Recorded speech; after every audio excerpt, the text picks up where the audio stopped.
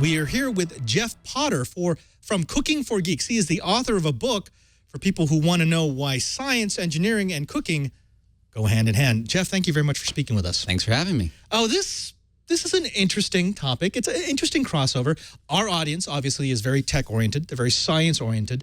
But you make the leap, the jump. You say, look, if you are a minded person for engineering and for science, you should have the same mind for cooking. Absolutely. What happens in the kitchen is, well, my background is actually computer science, Okay. right? Yes. So, computer science is, as most of the sciences are, about figuring out how something works and building a model in your head that says, hey, this thing works this way. If I do this, then this will happen. And the same thing is true in the kitchen. If you understand how things work and why they work, when you walk into a kitchen, you can have something come out the way you want it to. Now, that sounds like something that should be elementary. I mean, yeah, it totally makes sense. A recipe for cooking is the same thing as the procedures for coding, or the instructions I follow when I'm building something, or a procedure I might have as a chemist for making certain chemical changes. But we don't naturally make that. I mean, I know a lot of geeks whose idea of good food is a hot pocket that's not too hot.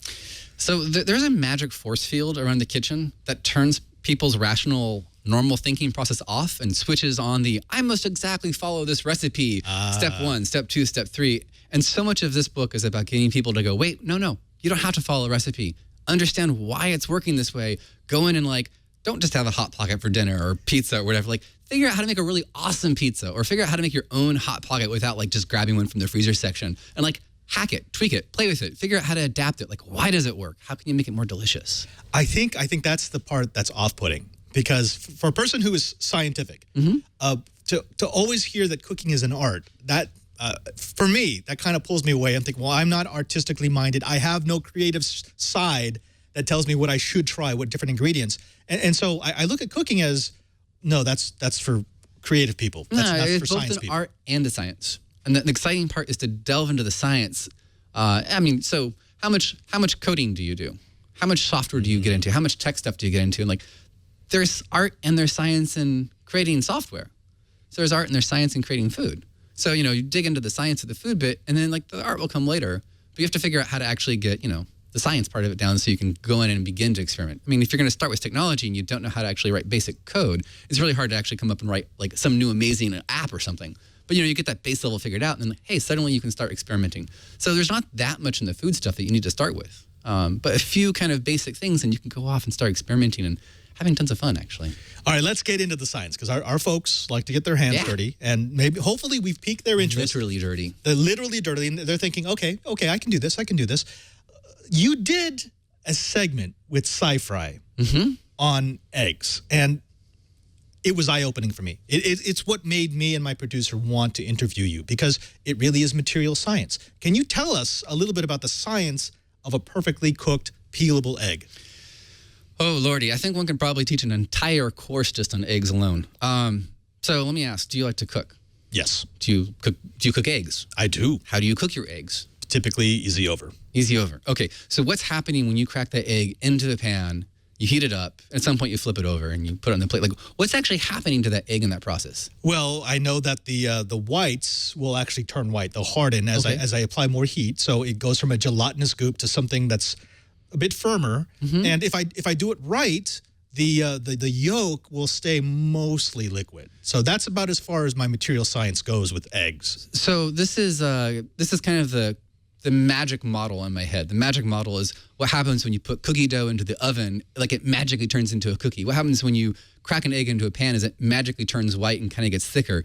But that's the model that we talk about in the food world and kind of general society without getting into the science. But the better model here is to say, hey, that egg's got a bunch of proteins and fats in it. And when you heat those proteins up, they denature. They go from a native state that's all coiled up and kind of, well, you described it as, I think, gloppy and gelatinous. Gloppy, yes. Yeah, gloppy, right? That's ingredients. And you said it turns white and it hardens. It actually doesn't harden. It just changes kind of from being one gel state to a tighter gel state that's, still flexible, but, changes in some aspects with respect to how those proteins are actually structured.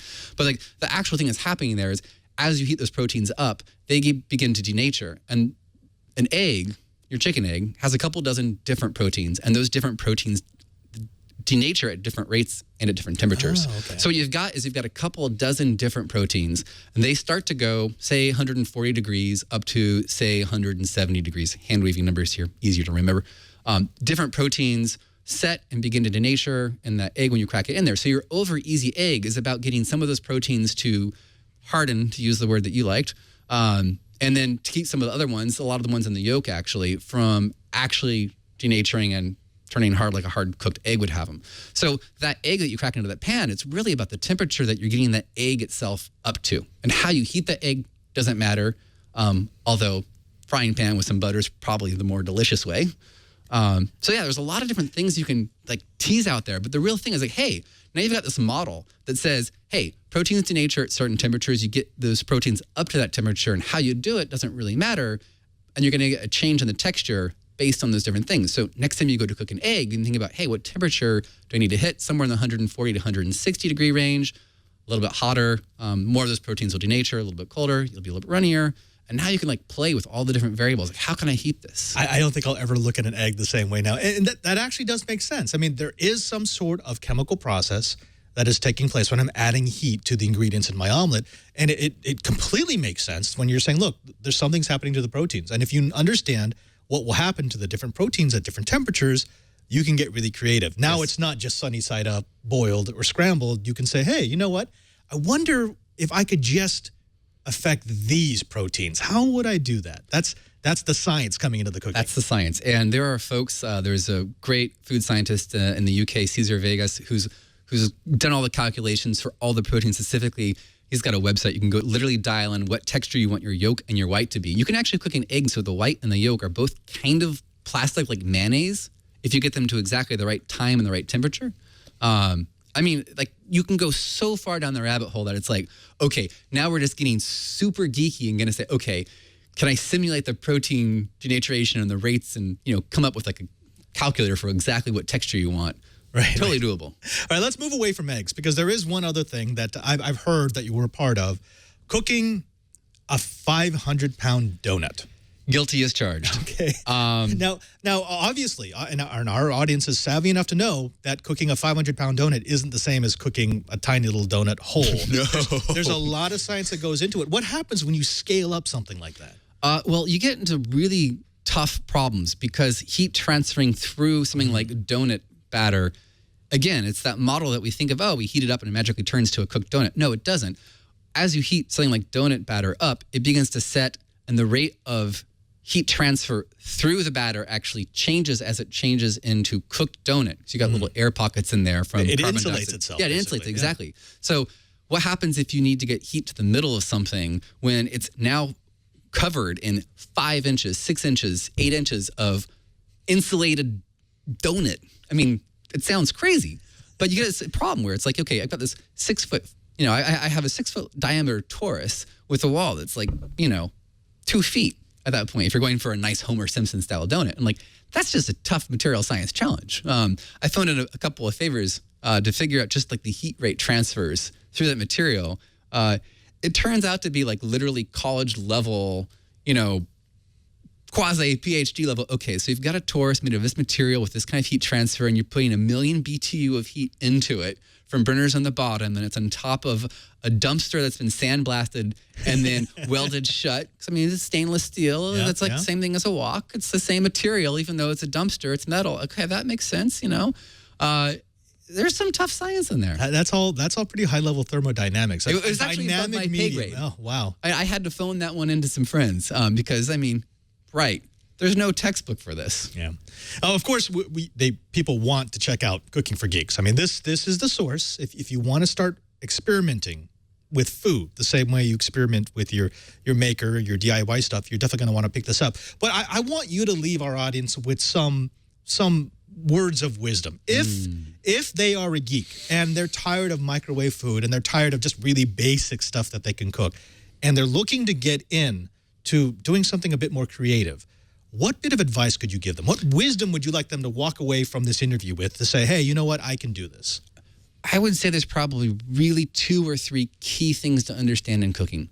One, it's the temperature of the food itself that matters. If you put it into a really hot oven versus a kind of medium oven, the reactions in that food are based on the temperature that the food itself is at. So don't think about the temperature of the environment, think about the temperature of the food. That's really important. The second is things like weight and temperature are easy to measure. Measure them.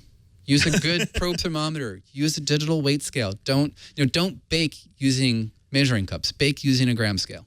If you've got an oven that you think's at 350, get a probe thermometer. Like when I cook fish, if I get some salmon and I cook it, I stick a probe thermometer into it and I set it to beep at 130 degrees. It's like a 2 or 3 foot long cable, snakes out of the oven.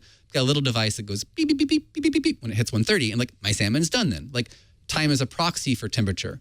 So think about what you're measuring and measure it.